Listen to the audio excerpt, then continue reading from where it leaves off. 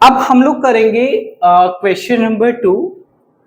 Question number 2 आप screen पर देखिए, आपको गिवन है एक तो marginal cost function that is 6 plus 10 Q minus 6 Q square. ठीक है, आप इस क्वेश्चन में देखोगे तो आपको गिवन है नीचे और the total cost of producing a pair of shoes is total cost of a pair of,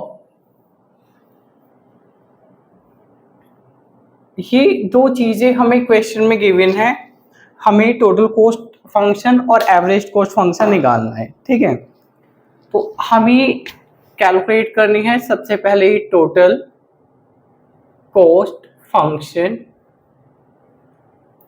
और इसको हम लोग सी से डिनोट करेंगे, कैपिटल सी से। ठीक है, तो आपको पता है हम पहले क्वेश्चन में समझ चुके हैं टोटल कॉस्ट आप कैसे निकालोगे। आपको मार्जिनल कॉस्ट का इंटीग्रेशन करना है। मार्जिनल कॉस्ट है 6 plus 10 Q minus 6 Q square with respect to Q.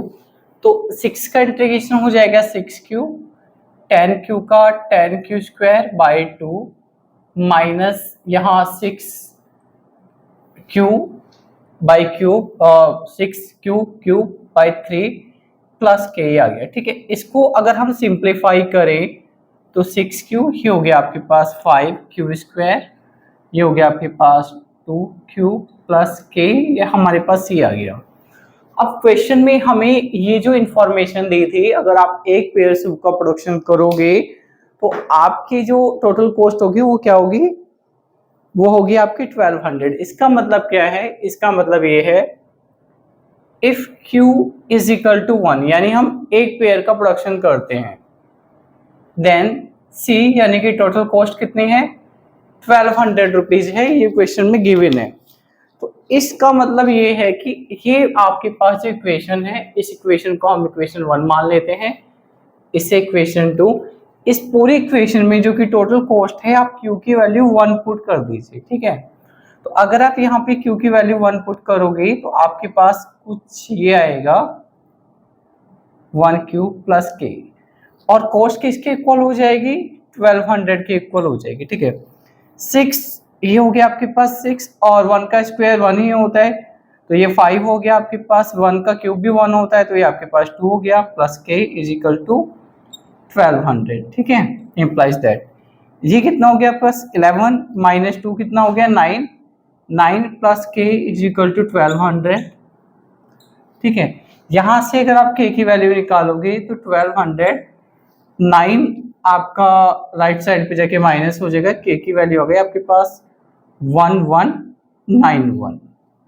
ठीक है, इस के की वैल्यू को आप इक्वेशन नंबर 2 में पुट कर देना